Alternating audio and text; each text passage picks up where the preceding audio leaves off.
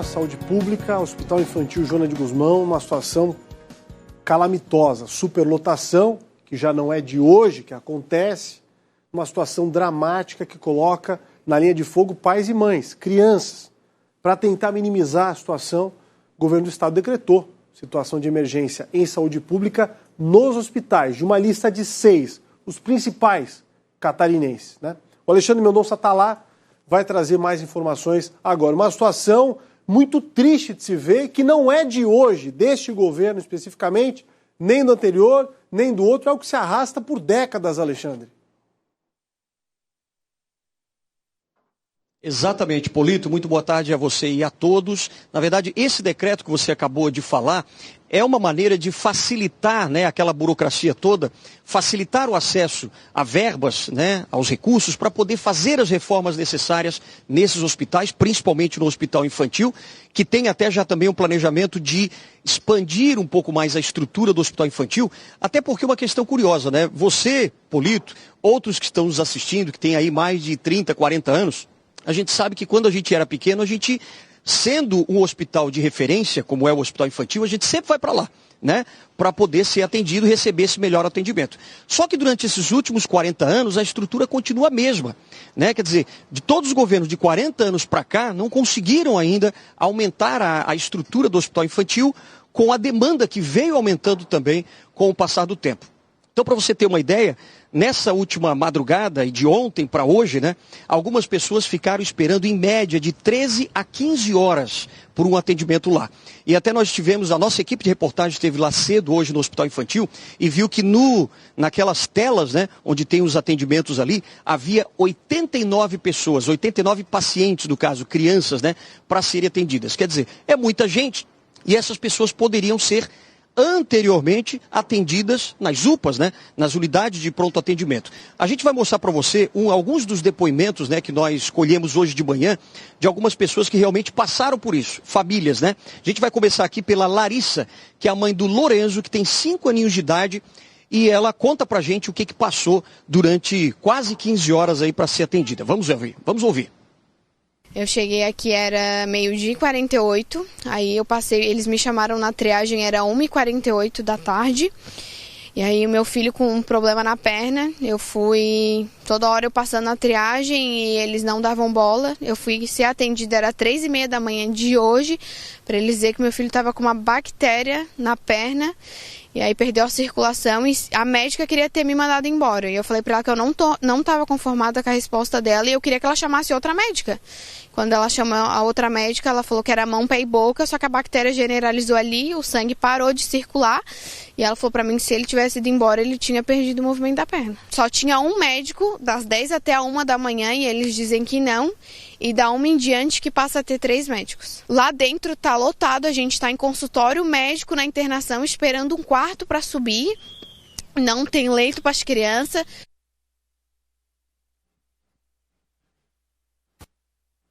Pois é, e o mesmo aconteceu também com a Eloá, que tem 2 aninhos de idade, ela é filha do Nicolas. E o Nicolas conta pra gente também o que aconteceu de ontem para hoje. Vamos ouvir. Nós chegamos ao 12h25 do dia de ontem, né? E foi atendido que hora que chamaram? 3 horas da manhã de hoje. E nesse tempo todo, o que você viu aí dentro? Uma loucura, muita gente, entre e sai. Mãe chorando porque não ia ser atendida. Você foi na UPA também e a situação também é igual? Igual. Eu tenho ido desde sexta-feira e é sempre uma loucura esperando e nenhuma posição do que minha filha tem. Tá, e esses depoimentos, né, foram colhidos hoje de manhã pelo nosso repórter Paulo Miller, nosso amigo que hoje de manhã também estava lá. E a gente vai repercutir agora com o superintendente, na verdade, hospitalar aqui do estado de Santa Catarina, que é o senhor Roberto Benedetti, que está por dentro de tudo que aconteceu e principalmente agora com esse decreto do governo do estado, né, para tentar agilizar mais essas reformas que são necessárias. Mas em relação a esses 2 depoimentos que a gente ouviu agora, da Larissa e também do Nicolas, né, que tiveram seus filhos ali esperando por 15 horas. Isso, na verdade, foi também falta de médicos ou falta de estrutura? Qual foi a avaliação de vocês? Boa tarde, Alexandre. Boa tarde, ouvintes da NDTV. A gente tem aqui, como você citou, o Hospital Infantil tem 40 anos. Eu passei pelo Hospital Infantil, sou médico, passei pelo Hospital Infantil quando era estudante de medicina e depois como residente. E o que a gente observou é que o Hospital Infantil não teve aumento da sua infraestrutura, em que pese que a população de Florianópolis mais do que dobrou. E se você perguntar para qualquer pai que tem um filho na grande Florianópolis, se o seu filho apresenta algum tipo de problema, onde ele pensa em ir? No Hospital Infantil Joana de Guzmão. E como nós não podemos liberar os pacientes sem classificá-los primeiro, né, e o Hospital Infantil é um hospital que acolhe todo mundo, essa fila realmente está passando do aceitável. Esse decreto de emergência que foi publicado recentemente, né, ontem, ele visa que a gente consiga mais agilidade nas reformas internas para fazer ampliação, inclusive prevê uma ampliação externa da emergência do Hospital Infantil, uma nova adequação de uma UTI que tem ali na emergência, que é uma UTI, sob o nosso ponto de vista, que precisa ser modificada, e aumentando também a parte de observação, leitos, para a gente poder ter mais, acolher melhor essas crianças. Agora, é possível já dizer, por exemplo, doutor Roberto, quando que isso pode começar a ser feito, essa ampliação, essa reforma no Hospital Infantil? Esse decreto é um decreto emergencial, então a gente vai trabalhar com a celeridade máxima possível. Óbvio que a gente tem que seguir os trâmites legais aqui, mas a gente consegue, através desse decreto emergencial, dar celeridade para uma situação que a gente realmente precisa agir com rapidez, né? O que eu gostaria de lembrar é que a gente tem muitos casos de dengue e que na semana passada o excelentíssimo governador Jorginho e a nossa deputada federal, que é a secretária estadual de saúde, Carmen Zanotto, né, eles estenderam verbas para que as unidades básicas de saúde e as UPAs tivessem horário estendido para atender essas crianças. Então, lembrar que tem UPAs que tem pediatra e que muitos desses casos, né, e tem laboratório, inclusive a UPA de Forquilinhas tem 2 pediatras e tem laboratório que poderiam estar atendendo algumas dessas crianças que, no nosso levantamento, temos bastante crianças vindo dos municípios da grande Florianópolis e com isso a gente conseguiria diminuir um pouco mais a fila no Infantil Joana de Guzmão. A gente tem agora também aqui, perto, aqui mesmo na Esteve Júnior, né, aquela policlínica da mulher e da criança que também pode atender as crianças nesse tipo de caso. Não, essa policlínica ela vai ser referenciada, então aqui vai ser porta aberta para vacina, mas em conversa com a secretária municipal de saúde, o Estreito, a UPA do Estreito vai ter pediatra, então vai reforçar o atendimento principalmente para a população do Estreito e como eu falei, o governador aprovou essa verba para que as unidades básicas de saúde e para as UPAs terem atendimento estendido e mais profissionais de pediatria, para que com isso a gente consiga desafogar um hospital que é um hospital de referência, que é para onde deveriam ir os pacientes mais graves, onde, né, referenciados pela UPA, ou pela UBS, da UBS para a UPA e da UPA para os nossos hospitais, que são as crianças com menos de 2 anos de idade, com alguma comorbidade. Então a gente entende a situação e estamos tomando medidas, né, através desse decreto que vai agilizar muito a ampliação do Hospital Regional de São José, com uma área externa que vai ser construída.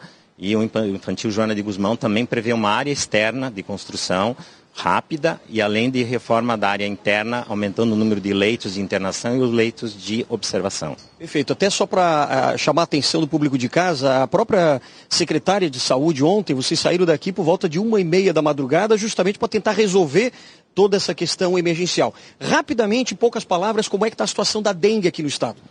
A gente tem um aumento bastante importante dos casos de dengue, principalmente dos casos de maior severidade, principalmente nas faixas etárias menores das crianças. Por isso, todo o cuidado na avaliação do Hospital Infantil Joana de Guzmão, a gente pede o apoio da população que entenda, porque são crianças que a gente precisa avaliar com muito cuidado e às vezes a demora no atendimento é porque o paciente está sendo investigado, o resultado do exame da dengue demora em torno de 6 horas. Então, se a gente conseguindo melhorar a infraestrutura, a gente vai conseguir. Nós já estamos trabalhando emergencialmente para, nos próximos dias, ter mais leitos de observação dentro do hospital infantil. E, ao mesmo tempo, as ampliações que são necessárias e readequações de rede de gases, de infraestrutura, como vocês tiveram acesso às imagens das nossas unidades hospitalares. Queria agradecer a oportunidade de esclarecer a população, pedir para que cada um faça o seu dever de casa, cuidando do seu quintal. e principalmente lembre de hidratar os seus filhos, os adultos. Na dengue é fundamental a hidratação. Ela só é restritiva e tem que ser feita endovenosa para as crianças menores de 2 anos.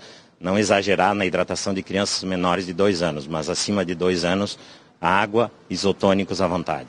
Tá certo. Muito obrigado, Roberto Benedetti, superintendente do hospitalar, né, aqui de Santa Catarina. Volto então com você, Polito. Obrigado, Alexandre. E as questões estão conectadas, né? Custa acreditar que seja incompetência ou que seja má fé. Olha comigo, vamos voltar um pouquinho ao passado. Quando você senta e conversa com jornalistas mais antigos, por exemplo, fiz isso e faço isso constantemente, eu estou atuando há 22 anos, quase 23. Mas tem gente mais velha como Paulo Alceu, competentíssimo, 40, 50 anos de casa.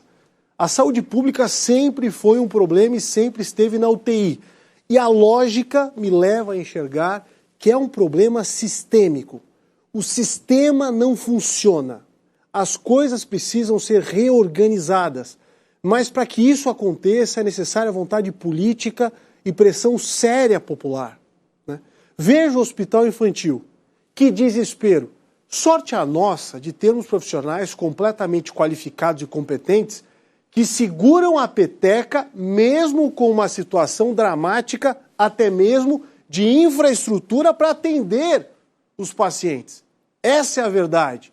Desesperadora, por outro lado, situação de um pai, de uma mãe, me coloco no lugar deles, de ficar, meu Deus, 15 horas com um filho doente, numa parte externa, onde quer que seja, aguardando por um atendimento. Vamos jogar pelo ralo a dignidade do cidadão catarinense.